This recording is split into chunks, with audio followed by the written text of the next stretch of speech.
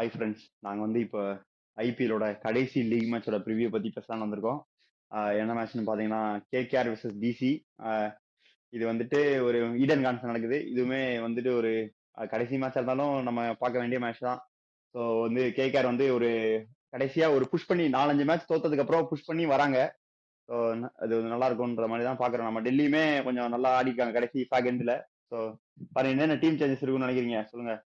இல்ல டெல்லி சைட்ல எனக்கு தெரிஞ்சு மேபி ஒரு சேஞ்ச் வேணா இருக்கலாம். திருப்பூர்னா விஜய் ஆடினாங்க போன மேட்ச். அவர் வேணா எனக்கு தெரிஞ்சு உட்கார வச்சு திருப்பி யார் ஆடுவாங்கன்னு எனக்கு தெரியல. அவங்க சொல்லவும் முடியல. அவங்க என்னென்னவோ சேஞ்சஸ் பண்றாங்க. விப்ராஜ் நிகம் மேபி ட்ரை பண்ணலாம். அவர் இந்த சீசன் சரியா யூஸ் பண்ணவும் இல்லை அவங்க. அது மேபி ஒன் பண்ணலாம். I think Abhishek borewell, KL ராகுல் தான் ஓப்பனிங் ஆட போறாங்க. அடுத்த சீசனுக்கும் எனக்கு தெரிஞ்சு இப்பயே தெரிஞ்சிச்சு இவங்க தான் ஓப்பனிங் ஆட போறாங்க. சாஹில் பராக்குக்கு நம்பர் 3 கொடுக்குறாங்க. சரி, ஓகே, அவர் சான்ஸ் கொடுக்கட்டும், நான் அது தப்பு சொல்ல மாட்டேன். கிறிஸ்டன் சர்ச் ரொம்ப ஒரு எப்படி சொல்றது, இந்த சீசன் அவருக்கு சரியாவே அமையல. போன சீசன் நல்லா அடிச்ச மேட்ச் இல்ல அவர் அடிச்ச மேட்ச்ல அவர் தனியா நின்று அடிக்கிற மாதிரி சிச்சுவேஷன் ஆயிடுச்சு. ஆனா அவர் ரன்ஸ் அடிச்சிருக்காரு, உனக்கு 300 ரன் கிட்ட அடிச்சிட்டாரு. பட் உனக்கு அவர் அடிச்ச மேட்ச் எல்லாம் கூட யாருமே நிக்கல. அதனால அவனுக்கு அவர் பெர்ஃபார்ம் அவரை கூட யாராவது அடிக்கும் போது இவர் அடிக்கல, இவர் அடிக்கும் போது கூட இருக்கவங்க அடிக்கலன்றப்போ அவனுக்கு இந்த சீசன் அவர் சுத்தமா பெர்ஃபார்ம் பண்ணாத மாதிரி தெரியுது. ஆனா அவர் அடிச்சாரு, 300 ரன் அடிச்சிருக்காரு. அப்புறம் வந்து முகேஷ் எனக்கு தெரிஞ்சு உட்கார வச்சுவாங்கன்னு நினைக்கிறேன். மேபி வேற யாருக்கா சான்ஸ் கொடுப்பாங்க. ஆனா உண்மையை சொல்லணும்னா மாதவ் திவாரி தான் அவங்களுக்கு இந்த வாட்டி ஃபைண்ட் ஆஃப் தி சீசன். அவர் அப்படிதான் கண்டுபிடிப்பாங்க. ஆனா அடுத்த சீசன் ஆட மாட்டாங்க. அபிஷேக் புரல் போனது நல்லா ஆனாரு, ஆடல. அசுதோஷ் சர்மா சூப்பரா ஆடினாரு, அவரை வந்து 11லயே சேர்க்க மாட்டேன் அப்படின்ற மாதிரி. விப்ராஜ் நிகம் சூப்பரா ஆடி கொடுத்தாரு. அவர் பேட்டிங்கும் கூட ஆடுவாரு, அவரே சேர்க்க மாட்டேன் அந்த மாதிரி ஆடிட்டு இருக்காங்க. அதனால அடுத்த தடவை இவரே சேர்க்க மாட்டாங்க. அந்த மாதிரி ஒரு அடுத்த தடவை வந்து ஏமங் பதானே சேர்க்க மாட்டாங்க. அது வேற விஷயம், அது அப்புறம் பேசுவோம். சோ இல்ல அதான் அது நிறைய இருக்கு. Madhav Tiwari find of the season. அவர் நிஜமாவே கட்டர்ஸ்ல சூப்பரா போட்டாரு, நல்ல பேஸ் சேஞ்ச் பண்ணாரு, பேட்டிங்கும் ஆடி வின் பண்ணி கொடுத்தாரு அந்த மேட்ச். எனக்கு தெரிஞ்சு அவங்க இதுதான் ஆடுவாங்க. Maybe 1 or 2 changes. திருப்பூர்னா விஜய் வந்து போன மேட்சோட மேட்சப்காக கொண்டு வந்தாங்க, ஆஃப் ஸ்பின்னர் அகைன்ஸ்ட் லெஃப்ட் ஹேண்டர்ஸ்ன்றதுக்காக. அவரை மட்டும் எனக்கு தெரிஞ்சு உட்கார வச்சுட்டு மேபி அகைன் விப்ராஜ் நிகமார் அந்த மாதிரி யாராவது ட்ரை பண்ணுவாங்கன்னு நினைக்கிறேன். ஏன்னா உங்களுக்கு ஈடன் கார்டன்ஸ்ல கொஞ்சம் இருக்கும். இல்ல முக்கியமான ஒருத்தர் மாதிரி குல்தீப் யாதவ் எனக்கு தெரிஞ்சு இல்ல, அவங்க வேற யாராவது ட்ரை பண்ணுவாங்கன்னு தோணுது. எனக்கு தெரிஞ்சு அவர் ரிலீஸ் பண்ணிடுவாங்கன்றியா? ரிலீஸ் பண்ணுவாங்களான்னு எனக்கு தெரியல. ஆனா இந்த மேட்ச் ஆட மாட்டாங்க, அது எனக்கு கன்ஃபார்மா தெரியுது ஓரளவுக்கு. அவர் ஆக்சுவலா இங்கதான் கொல்கட்டால தான் அவரு கொஞ்ச நாள் வாடிட்டு இருந்தாரு. கொடுத்து பார்க்கலாம், அவருக்கு இந்த பிச்சு கொஞ்சம் தெரியும். பிளஸ் ஸ்பின் வேற நல்லா ஆயிர மாதிரி தான் பிச்சு போட்டு விடுறாங்க அவங்களும். ட்ரை பண்ணி பார்க்கலாம். ஏன்னா அவருக்கு ஒரு பிரேக் கொடுத்துருக்கீங்க, பிரேக் எடுத்து போட்டாருன்னா கூட கொஞ்சம் நல்லா போடுறதுக்கு வாய்ப்பு இருக்கு. 2 சேஞ்சஸ் எதிர்பார்க்கறேன் நான் டிசி கிட்ட இருந்து. ஆனா எதிர்பார்க்கறது வேற, டிசி வேற பண்ணுவாங்க, அது வேற விஷயம். திரும்ப நிதிஷ் ராணாவே வந்தாலும் வருவாருங்கறியா? யார் கண்டா? கேகேஆர் சைடுல இருந்து ராமன் போகலாம்னாங்க. என்னாச்சு? இல்ல அது ஓகே. உங்கால 600 அடிப்பாரா? எங்கால இதுவே அதிகம் தான் போறோம். அந்த 150 வந்து கொஞ்சம் அவருக்கு இந்த சீசன் புஷ் கொடுத்துச்சு. இல்லனா ஆஸ் யூசுவல் அந்த 400 ரன் சீசன்ல முடிச்சிருப்பாரு. அந்த 150 கொஞ்சம் எக்ஸ்ட்ரா புஷ். அதுக்கப்புறம் ஒரு 80 ஒன்னு அடிச்சாரு, 2 தான். இல்ல அது 80 அவர் எப்பவுமே அடிப்பாரு. இந்த 150 கொஞ்சம் எக்ஸ்ட்ரா புஷ் கொடுத்துச்சு. அவர் 400 to 500 அந்த சீசன்ல முடிக்கக்கூடிய நிலைமையில தான் இருந்தாரு. இல்ல 500 அடிப்பாரு எப்பயுமே. அது வந்து உனக்கு எல்லா மேட்சும் பிரிச்சு அடிப்பாரு. இது ஒரே மேட்ச்ல நிறைய அடிச்சு கொஞ்சம் நிறைய ஃபெயிலியர் ஆயிடுச்சு இந்த தடவை. அதெல்லாம் சொல்லணும். அந்த பக்கம் பாத்தீங்கன்னா ஸ்ட்ரைக் ரேட் இம்ப்ரூவ் பண்ணிருக்காரு, 170 பிளஸ்ல ஆடுறாரு. ஆமா. கேகேஆர் சைடு பாத்தீங்கன்னா ரோமன் பவுல் உள்ள வந்தாரு போன கேம். அவங்க மத்தீசா பத்திரானா இல்ல. சோ அது எனக்கு தெரிஞ்சு ஒன்னும் சேஞ்ச் இருக்காதுன்னு நினைக்கிறேன். இதே டீம் தான் ஆடுவாங்க. மேபி வருண் மட்டும் பாப்பாங்க. ஆனா டைம் இருக்கு, ஒரு 4 நாள் டைம் இருக்கு. எனக்கு தெரிஞ்சு வருண் அந்த ஒரு நாள் டைம்லயே நொண்டி வந்து போட்டாரு. 4 நாள்ல திருப்பி ஆட வச்சிருவாங்கன்னு தோணுது எனக்கு. சௌரப் துபேவும் நல்லா போட்டாரு நிஜமா.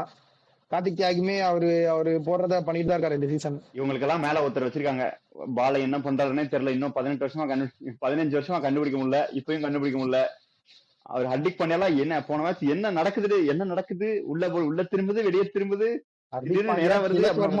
ரெண்டு பேரும் என்ன பால் பேட்ல தொட்டா போதும் ஆடுனாங்க போன மேட்ச். அவர் அந்த மாதிரி இன்னும் போட்டுட்டு இருக்காரு. இன்னும் அவரை கண்டுபிடிக்க முடியல, ஒரு நாள் ரீட் பண்ணவே முடியல எந்த பக்கம் பால கையை திருப்புறாருன்னு. சில பேரை வச்சு கையை திருப்புறது ஏதாவது பண்ணலாம், அவர் எப்படி டர்ன் பண்றாருன்னு கூட என்னால கண்டுபிடிக்க முடியல. அந்த மாதிரி மிஸ்ட்ரி. அவ்வளவு டெக்னாலஜி, அவ்வளவு ஸ்லோ மோஷன் கேமரா வச்சு பாப்பாங்க, ஸ்லோ பண்ணி பாப்பாங்க, கூட கண்டுபிடிக்க முடியல அவரை என்ன பண்றாருன்றத.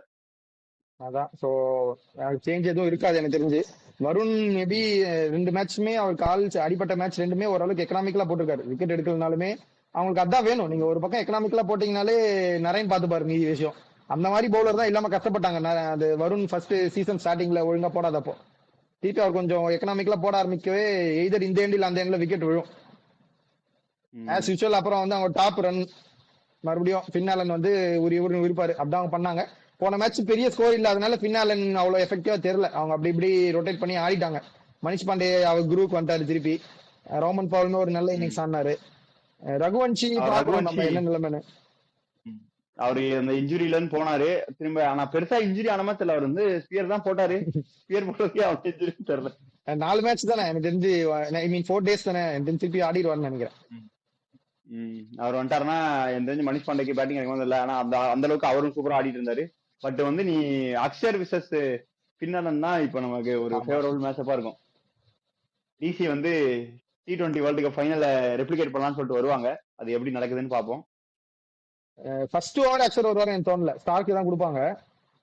மேபி அக்ஷர் செகண்ட் ஓவர் வருவாருன்னு நினைக்கிறேன். இல்ல உனக்கு நீ வந்து அவர் 3வது ஸ்பின்னர் ஒருத்தர் வச்சிருந்தாருன்னா அவர் வருவாரா? ஏன்னா இப்போ உனக்கு ஆடுறது ஒரு ஸ்பின்னர் தான் அப்படின்றப்போ வரமாட்டாரு அவரு. ஒரு 2 ஸ்பின்னர் ஆடுறாங்களா கூட அவர் பவர் பிளேல போட வருவாரு. ஆடதே ஒரு ஸ்பின்னர்ன்றப்போ அவர் கொஞ்சம் யோசிச்சு வச்சுதான் பால் எடுத்துட்டு வராரு. அதனால வருவாருன்னு தான் தோணுது எனக்கு. போன மேட்ச் பின்னால விக்கெட் எடுத்தாங்க. பட் அவனா கூட உருட்டி விட்டி 150 தானே அடிச்சிட்டாங்க. போட்டீங்கன்னா தான் அவர் பிரஷர் போட முடியும். அதான் கேகேஆருக்கு வந்து நீங்க ஜெயிக்கணும்னா கேகேஆர் ஃபர்ஸ்ட் பேட்டிங் ஆட வைக்கணும். ஆனா அப்படி ஆட வச்சு ஜிடியோட 240 அடிச்சு விட்டானுங்க. அது கேட்ச் விட்டாரு அவரு. ஆனா உனக்கு வந்து கேகேஆர் ஃபர்ஸ்ட் பவுலிங் போட்டாங்கன்னா எல்லாரையுமே 150 160 நிறுத்துறாங்க. உனக்கு கேகே இங்க வச்சு, ஏன்னா ஸ்பின் பிச்சா தான் தராங்க. உனக்கு அது நல்லாவே போட்டு 3 பேர் வச்சிருக்காங்க. அனுகுல் ராய்க்கு ஓவர் கூட கொடுக்க மாட்டாங்க. அப்ப கூட முடிச்சு விட்டுறாங்க மொத்தமா வந்து. கேம் கிரீனும் அப்பப்போ உனக்கு ஒரு நல்ல ஓவர், ஒரு டக்குனு ஒரு பிரேக் த்ரூ பண்ணி தந்துடுறாரு. அவங்களுக்கு வந்து அவங்க வெயிட்டுக்கு மேல ஆடுறாங்கன்னு தான் சொல்லணும். பதினா இல்ல, நம்ம ஏற்கனவே பேசினது தான். பவுலர்ஸ் மெயின் பவுலர்ஸ் அவங்க நம்பி ஆக்ஷன்ல எடுத்த 3 பவுலர் இல்ல. பிளஸ் வந்து வைபவ் வராரா அவங்க பவர் பிளே பவுலர் நம்பி எடுத்து அவரையுமே சரியா பெர்ஃபார்ம் பண்ணணும்னு உட்கார வச்சுட்டு ஆடுறாங்க. சோ அவங்க மெயின் பவுலர்ஸ் சொல்லி எடுத்த 4 பேர் ஆடாமலே சூப்பரா ஆடுறாங்க. மேட்ச் அப்ஸ் வைஸ் பாத்தீங்கன்னா அதான் நம்ம அப்ப சொன்ன மாதிரி KL ராகுல் வர்சஸ் இந்த சைட்ல எனக்கு தெரிஞ்சு நரேன் சீக்கிரமா வரக்கூட சான்ஸ் இருக்கு பவர் பிளே உள்ளே. மேபி ஓபனர்ஸ் நின்ட்டாங்கன்னா சொல்றேன்.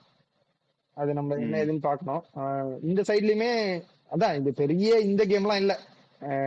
ஃபார்முலா தான். கேகேஆரும் ஃபார்முலா கிரிக்கெட் தான் விளையாடுறாங்க. போடுவோம், நிறுத்துவோம், அடிப்போம். இல்லைன்னா அடிப்போம், நிறுத்துவோம், போடுவோம். இதே தான் பண்ணிருக்காங்க அவங்களும். டிசி ரொம்ப மாதிரி இந்த பக்கம் ஸ்விங் ஆயிட்டே இருக்க டீமா இருந்தது. அவங்களுக்கு வந்து மொமெண்டம் இருந்தது. மொமெண்டம் வந்து ஒரே ஒரு ஆளால ஒரு ரன்னால போயிடுச்சு. அது பாவம் அவரை போட்டு எவ்வளவுதான் அடிப்பீங்கன்ற மாதிரி. அதுக்கப்புறம் நான் வந்து 2 மேட்ச் ஜெயிச்சு கொடுத்தாரு. 3 மேட்ச் ஜெயிச்சு கொடுத்தாரு நினைக்கிறேன். பெங்களூரோட ஒரு மேட்ச், அப்புறம் அந்த அக்ஷரோட சேர்ந்து 50 அடிச்ச ஒரு மேட்ச். அதுக்கப்புறம் ஆமா 2 மேட்ச் ஜெயிச்சு கொடுத்தாரு. அதுக்கப்புறம் நரேனோட ஒரு ஓவர் வச்சுப்பேன். அவருக்கு நரேன் மேட்ச் அப்ல அவர் திணறுவாரு. இல்ல அவருக்கும் இல்ல, நீ அக்ஷருக்குமே சேர்த்து வச்சுக்கலாம் நீங்க எப்படினாலும். ஏன்னா அக்ஷர் கடைசி 2 மேட்ச் நல்லா ஆடுறாரு. அவருக்கும் ஃபார்ம் வந்துருச்சு. அவருக்குமே நீ போடுறதுக்கு வச்சுக்கலாம். வந்து பிளே ஆஃப் சான்ஸ்னு பார்த்தோம்னா ஆர்ஆர் ஜெயிச்சதுனால இவங்களுக்கு கிடையல இல்ல. அதனால ஒரு வேஸ்ட் மேட்சா போயிடுச்சு. எப்படியோ லாஸ்ட் மேட்ச் வரைக்கும் ஒரு மாதிரி பிளே ஆஃப் இருக்குமா இருக்காதான்னு பாத்துட்டு இருந்தோம். ஆனா ஆர்ஆர் ஜெயிச்சனால இது ஒரு நார்மல் மேட்ச். ஆனா கேகேஆருக்கு ஒரு நல்ல டர்ன் அப் தான். நீங்க லைனா தோத்துட்டு இவ்வளவு புஷ் கொடுத்துருக்கீங்க லாஸ்ட் கேம் வரைக்கும், லாஸ்ட் டே வரைக்கும் சொல்லலாம். கேம் கூட சொல்லனாலுமே லாஸ்ட் டே வரைக்கும் இந்த புஷ் கொடுத்துருக்கீங்கன்னும் போது அது எனக்கு தெரிஞ்சு ஒரு நல்ல இதுதான் கேகேஆர். அதான் ஃபர்ஸ்ட் ஹாஃப் ஆஃப் தி டோர்னமெண்ட்ல இவங்க தான் உடன் ஸ்பூன் ஆக போறாங்கன்னு எதிர்பார்த்ததுக்கு இது எவ்வளவோ பரவாயில்ல. அந்த ஸ்னோட்ல நம்ம வந்து ப்ரெடிக்ஷன் போயிடலாம். சொல்லுங்க, யாரை ப்ரெடிக்ட் பண்றீங்க? எனக்கு டிசி நம்பவே முடியல. அவங்க என்ன டீம் ஆடுவாங்க, என்ன இது டேர்ன் அப் பண்ணுவாங்கன்றது கணிக்க ரொம்ப கஷ்டமா இருக்கு. ஈடன் கார்டன்ஸ்ன்றதுனால நான் எனக்கு தெரிஞ்சு கேகேஆர் சைடு போலாம் தான் இருக்கேன். ஒரு ரிஸ்க் எடுக்கலாம், ஒன்றும் பிரச்சனை இல்லை. ஈடன் கார்டன்ஸ் அவங்க நல்லா போட்டிருக்காங்க. நரேன் வேற இருக்காரு. அதனாலயே அது மேஜரா நான் கேகேஆர் சைடு போறேன். எனக்கு தேவை வந்து நானுமே அதுதான். யாருக்கு போறதுன்னே எனக்கு தெரியல. திடீர்னு கேள்றாள் ஒரு இன்னிங்ஸ் 150 ஆடுற மாதிரி திடீர்னு ஆடுறாரு. ஏன்னா திடீர்னு ஆடுறாரு. திடீர்னு ஒரு 80 போடுறாரு, சரக்குன்னு சொருகி விட்டுறாரு. அபிஷேக் பொருளுமே போன மேட்ச் ஆக்சுவலா நல்லாவே ப்ராமிசிங்கா ஆடினாரு. அப்படிலாம் பார்க்கும்போது டிசி கூட திரும்ப வந்து டக்குனு ஸ்பின் அடிக்கக்கூடிய பேட்ஸ்மேன் வச்சிருக்காங்க அவங்க. நீ நரேனு வருண் சங்கத்தையும் சொன்னா கூட அவங்க ஸ்பின் நல்லா ஆடுற பேட்ஸ்மேன் வச்சிருக்காங்க. அப்படி ராகுல் ஆடுவாரு, அபிஷேக் பொருள் ஆடுவாரு. அடுத்து நீ வந்து கிறிஸ்டன் சப்ஸ் கூட ஓரளவுக்கு ஆடுவாரு. அக்ஷர் பட்டேல் ஆடுவாரு. உனக்கு அந்த மாதிரி ஸ்பின் ஆடக்கூடிய பேட்ஸ்மேன் இருக்காங்க. அசுதோஷ் சர்மா வரப்போ ஸ்பின்னர் வருவாங்கன்னு தெரியல. ஸோ அது வச்சு பார்க்கும்போது டிசி அடிக்கிறதுக்கான வாய்ப்பு இருக்கு. பட் வந்து எனக்கு பொறுத்த வரைக்கும் நான் வந்து 50-50 தான் ப்ரெடிக்ஷன்ஸ். ஸோ நான் 50% மார்க் எடுத்துட்டேன். இதுக்கு எனக்கு அதிகம் வந்தாலும் வரணும்னு எனக்கு பிரச்சனை இல்லை. 50-50ல நான் 50-50ல ப்ராபபிலிட்டியில நான் கரெக்டா 50-50ல இருக்கேன். ஸோ அது போதும் எனக்கு. அதனால நான் வந்து கேகேஆர் சொல்றேன். ஏன்னா கேகேஆர் ஹோம்ல ஆடுற ஒரே காரணம் நான் நரேன்காக தான் மெயினா கேகேஆர் சொல்றேன். நீங்க அந்த சைட் பவுலிங் லைன் பாத்தீங்கன்னா டிசிக்கு அவ்வளோ ஒரு த்ரெட்னிங்கா இல்ல. ஓகே ஓரளவுக்கு போடுவாங்கன்னு இருக்கு. ஆனா எனக்கு அதான் ஃபீல் ஆகுது. ஆனா லுங்கி இல்ல அதான் லுங்கி இங்கிடி போடுற ஸ்லோவர் பால்ஸ் எல்லாம் இங்க நல்லாவே எஃபெக்டிவா இருக்கும். பிளஸ் ஸ்டார்க் வந்து இங்கதான் ஆடி கப்படிச்ச அந்த நல்லா போட்டு பெர்ஃபார்ம் பண்ணாரு. அந்த கொல்கட்டா கப்படிச்ச சீசன்ல கொல்கட்டாக்கு அடி பெர்ஃபார்ம் பண்ணாரு. அதெல்லாம் இருந்தா கூட கேகேஆர் ஹோம் டீம் அவங்க வந்து ஸ்பின் சோக் பண்றாங்கன்ற காரணத்துக்காண்டி நான் வந்து கேகேஆர் போயிட்டேன். அதான் நீயும் அதே தானா?